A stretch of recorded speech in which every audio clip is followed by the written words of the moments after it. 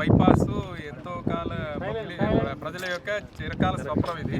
So ఇది October 31వ తారీఖు complete చేయడానికి మా సాయశక్తిలో ప్రయత్నిస్తున్నాం. మా టార్గెట్ కూడా ఇచ్చి అవుతామని మాకు 100% నమ్మకం ఉన్నది.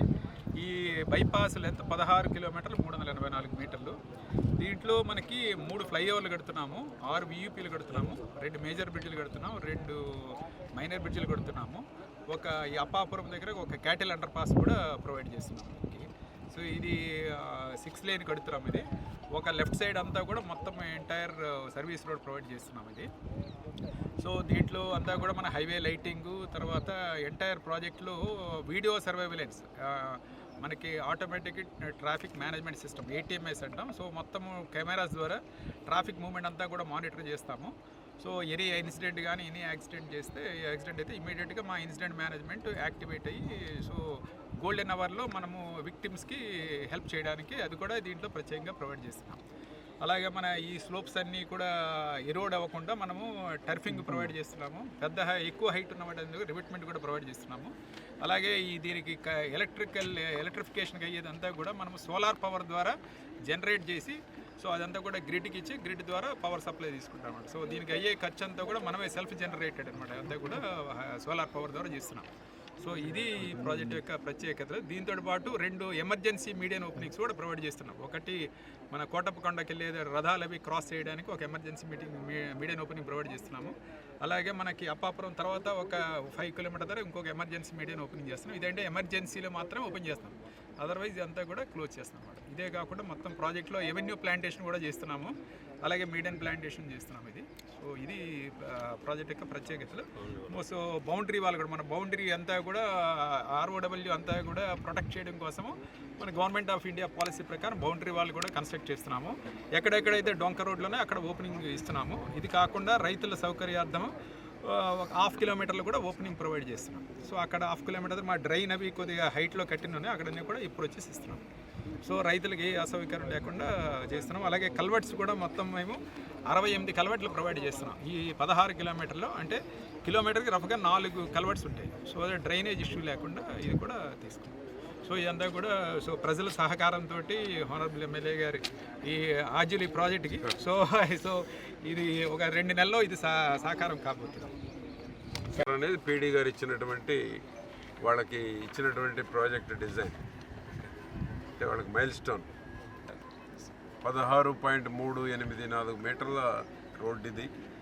చిలకలూరుపేటలో ప్రమాదాలు నివారించడానికి ఎగ్జిస్టింగ్ 4 లైన్ ఒకసారి అయిన తర్వాత దేశంలో ఎక్కడ బైపాస్ ఇవ్వకూడదనేటువంటిది దేశవ్యాప్తంగా ఒక రిజల్యూషన్ చేసిన తర్వాత కేంద్ర ప్రభుత్వం 14-19 మధ్య ఆనాడు రోడ్డు భవనాల సెక్రటరీగా ఉన్నారు ప్రిన్సిపల్ సెక్రటరీ శ్యాంబాబు గారు కేంద్ర ప్రభుత్వంలో పోరాడి దీన్ని బైపాస్ తీసుకురావడం జరిగింది.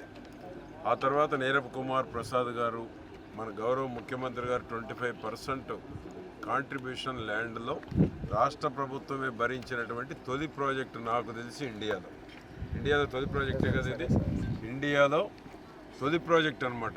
నేషనల్ హైవేకి స్టేట్ గవర్నమెంట్కి ఒక అకౌంట్ ఓపెన్ చేసి రైతుల కాంపన్సేషన్ ఏదైతే ల్యాండ్ ఎక్విజేషన్ కాంపన్సేషన్ ఏదైతే ఉందో ఆ కాంపన్సేషన్లో 25% రాష్ట్ర ప్రభుత్వం భరించినటువంటి తొలి ప్రాజెక్టు. ఆనాడు చంద్రబాబు నాయుడు గారు జాయింట్ అకౌంట్ NHకి స్టేట్ గవర్నమెంట్కి ఒక అకౌంట్ ఓపెన్ చేసి సుమారు 90 కోట్లు అనుకుంటాను 90 కోట్ల రూపాయలు ఆనాడు రాష్ట్ర ప్రభుత్వం, మిగిలినటువంటిది కేంద్ర ప్రభుత్వం నేషనల్ హైవేస్.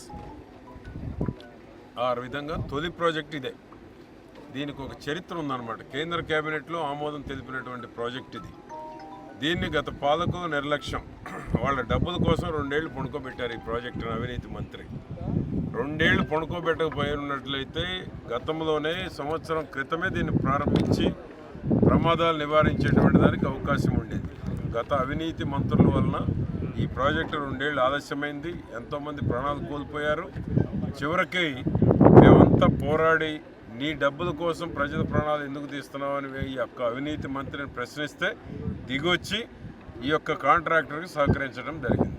ఆ విధంగా ఈరోజు మా PD గారు పార్వతీశం గారు ప్రో ఫార్మర్గా ఆయన చేయాల్సిన వరకు మ్యాక్సిమం చేశారు. ఈ యొక్క 16 కిలోమీటర్ రోడ్లో రైతుల విన్నపాలు ఏమొచ్చినాయి, రైతులకు అసౌకర్యం కలగకుండా ఏమి చేయాలనో రైతులు కోరుకుంటుంది ఏంటి, డొంకలకు అప్రోచ్ కావాలి, విలేజ్లకు అప్రోచ్ కావాలి. అవే కాకుండా ఎవ్రీ హాఫ్ కిలోమీటర్ కూడా ఈ యొక్క బైపాస్ రోడ్కి అప్రోచ్ కూడా ఇవ్వటం జరిగింది.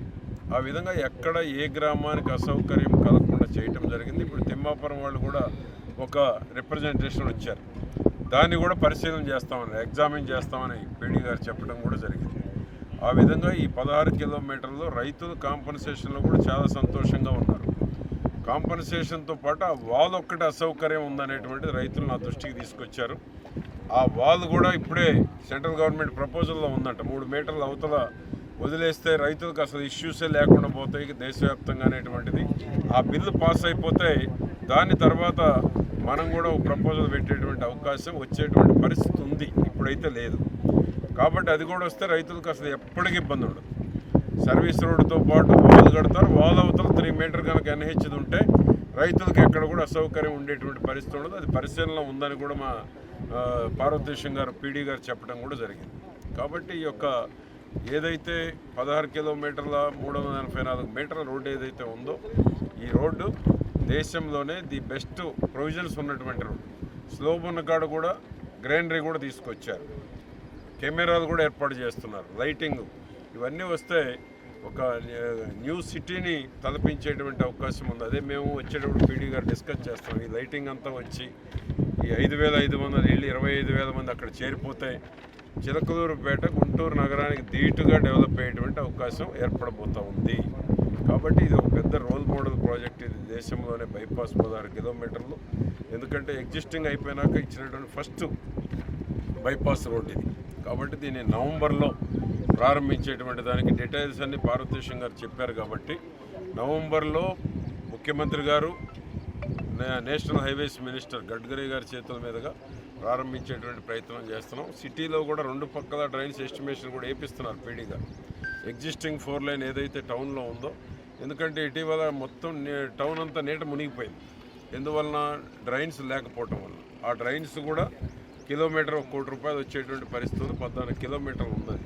ఆ 14 కిలోమీటర్లలో కూడా ఎంతవరకు ఆ ఓగేరు నుంచి కుప్పగంజి వాక్కి డ్రైన్ 2 పక్కల ఫ్లో ఉండేటువంటి దానికి, టౌన్లో నీరు రోడ్ల మీదకి రాకుండా ఉండేటువంటి దానికి దాన్ని కూడా ఎస్టిమేషన్స్ వేస్తున్నాం. అది కూడా 2 పక్కల డ్రైన్ల నిర్మాణం కూడా చేపట్టబోతాం అతి త్వరలో.